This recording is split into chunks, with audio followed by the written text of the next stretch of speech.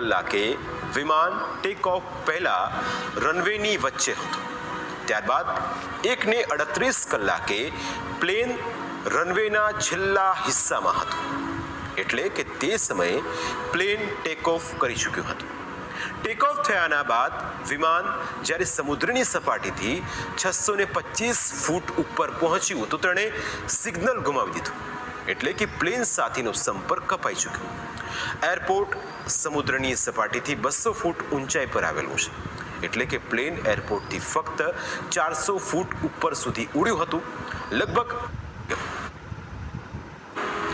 છેલ્લી સમય ન હતું.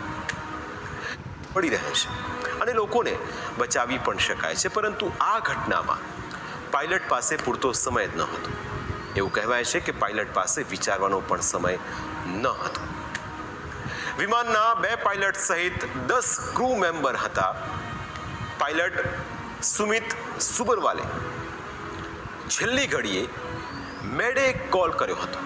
આ કોલ એક આંતરરાષ્ટ્રીય કટોકટી કોલ હોય છે, જે ત્યારે જ કરવામાં આવે છે જ્યારે પાયલટ ગંભીર મુશ્કેલીમાં હોય અને તાત્કાલિક સહાયની જરૂર હોય. મેડે શબ્દ ફ્રેન્ચ શબ્દ મેડેસ પરથી આવ્યો છે, જેનો અર્થ મને મદદ કરો થાય છે. આ શબ્દને 3 વખત પુનરાવર્તિત કરવામાં આવે છે, એટલે કે 3 વખત બોલવું પડે, મેડે મેડે મેડે. અને તેના પરથી ખાતરી કરી શકાય કે ખરેખર સ્થિતિ ગંભીર છે. કેપ્ટન સુમિત સુબરવાલને 8200 કલાકની ઉડાનનો અનુભવ હતો, જ્યારે કો પાયલટને 1100 કલાકની ઉડાનનો અનુભવ હતો. ઓફ થયા બાદ ડાયરેક્ટ લંડનમાં જ લેન્ડ થાય છે, એટલે કે એમાં 58,000 લીટર એર ટર્બાઇન ઈંધણ હતું. જ્યારે ફ્લાઇટ દુર્ઘટનાગ્રસ્ત થઈ ત્યારે ઈંધણના મોટા જથ્થાના કારણે બ્લાસ્ટ થયો અને ફ્લાઇટ સહિત ઇમારતો વિકરાળ આગની ઝપેટમાં આવી ગયા. જોકે હવે આ દુર્ઘટનાના રાઝ બ્લેક બોક્સ ખોલશે. બ્લેક બોક્સ શું હોય છે અને કેવી રીતે કામ કરે છે એ પણ સમજો. वल्लभ भाई पटेल एयरपोर्ट से दोपहर 1:38 पर एक प्लेन 3000 मीटर वाले इस रनवे पर दौड़ लगाता है और हवा में उड़ जाता है.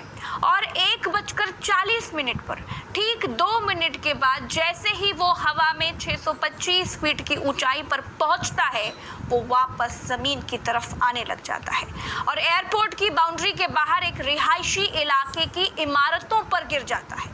तेज आग का गुबार उठता है. उसके बाद इंडिया का था दोस्तों. इस प्लेन में 242 लोग सवार थे. ये सब अहमदाबाद से लंदन जा रहे थे. एयर इंडिया का ये प्लेन खच्चाड़ा था और ये कितना कूड़ा था, इसके बारे में आज ही एक पैसेंजर आकाश वत्स ने बताया है. आकाश वत्स ने इसी प्लेन से दिल्ली से अहमदाबाद की यात्रा की थी. अहमदाबाद से ही ये प्लेन लंदन के लिए उड़ा था. तो उन्होंने इस प्लेन को लेकर क्या कुछ कहा और क्या कुछ सवाल उठाए, सुनना बेहद जरूरी है. सुनिए. This AC is not working. Look at everyone, and it's so many people they are using these magazines. AC is not working at all. And as usual, your TV screens are also not working. Neither this button for calling the cabin crew. Nothing is working. दोस्तों, plane crash होने से ठीक पहले की ये plane के भीतर की तस्वीर है. देखिए दोस्तों, जिस प्लेन का एसी तक काम नहीं कर रहा था, जिस प्लेन की लाइट पैसेंजर के जलाने से जल ही नहीं रही थी, वो प्लेन कितना खटारा होगा, इसका अंदाजा तो आप लगा सकते हैं. क्यों बोइंग कंपनी के इन जहाजों पर 3 महीने का प्रतिबंध लग चुका था? क्यों बोइंग के ये जहाज खटारा कहे जाते हैं? क्या कम रनवे पर दौड़ाकर प्लेन को उड़ा दिया गया? क्या ज्यादा माइलेज के चक्कर में 242 लोगों की जान चली गई? क्या एयरपोर्ट के बगल में मौजूद साबरमती नदी में प्लेन को गिराकर यात्रियों की जान बचाई जा सकती? अहमदाबाद के सिविल हॉस्पिटल के डॉक्टर रहते हैं. जानकारी के मुताबिक हादसे के समय इमारत में 50 से 60 डॉक्टर मौजूद थे. इनमें से 15 से ज्यादा घायल हुए हैं.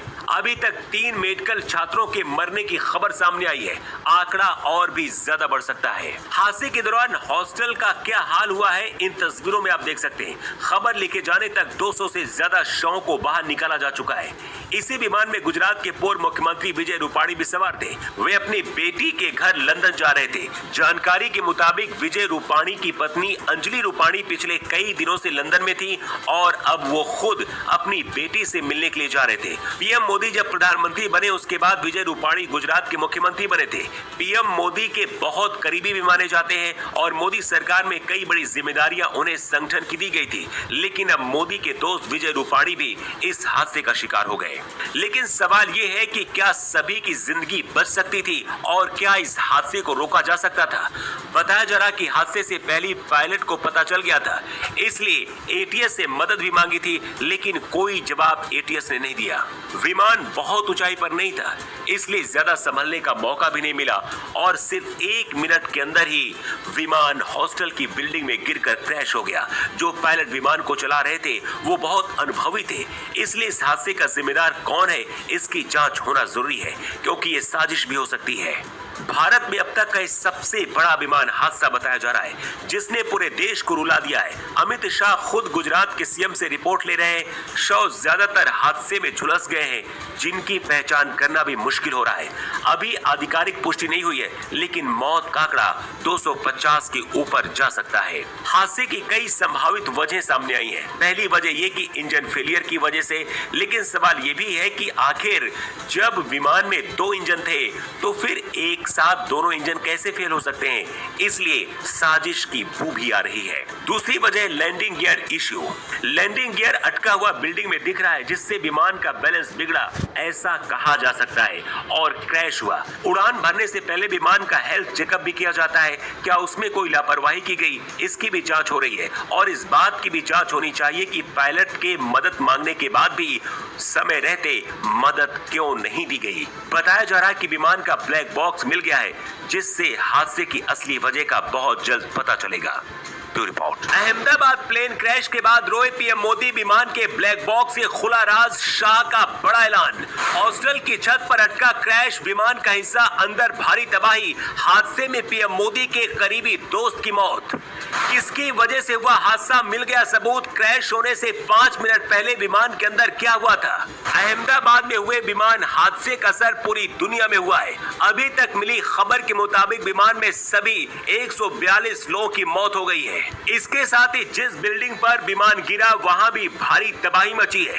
दर्जनों लोग घायल हुए हैं। इस खबर ने पूरे देश को हिलाकर रख दिया है। सलमान खान ने भी अपने इवेंट्स कैंसिल कर दिए। विमान में पीएम मोदी के सबसे भरोसेमंद दोस्त की भी मौत हुई है।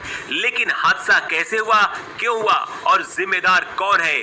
बड़ा सबूत मिला है। हादसे से 5 मिनट पहले प्लेन के अंदर क्या क्या हुआ था जानकर आप हैरान रह जाएंगे। मोदी ने ट्वीट करते हुए लिखा है, अहमदाबाद में हुई त्रासदी ने हमें स्तब्ध और दुखी कर दिया है। ये शब्दों से परे दिल दहला देने वाली घटना है। इस दुख की घड़ी में मेरी संवेदनाएं हादसे से प्रभावित सभी लोगों के साथ है।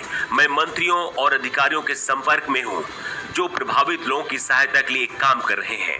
एयर इंडिया का ये विमान अहमदाबाद से लंदन जा रहा था। इसमें 169 भारतीय, 53 ब्रिटिश और 7 पुर्तगालियों के साथ साथ एक कनाडाई नागरिक भी शामिल था। इसके साथ ही 12 फ्लाइट के क्रू मेंबर्स थे। हादसे की जगह से मिले ज्यादातर शव इतनी बुरी तरह से झुलसे हुए हैं कि उनकी पहचान करने में बेहद मुश्किल आ रही है। उनकी पहचान डीएनए टेस्ट के बाद ही संभव होगी। हादसे में गुजरात के पूर्व मुख्यमंत्री विजय रूपाणी का भी निधन हो गया है। भाजपा के राज्यसभा सांसद परिमल नाथवानी ने एक्स पर इसकी जानकारी सबसे पहले दी।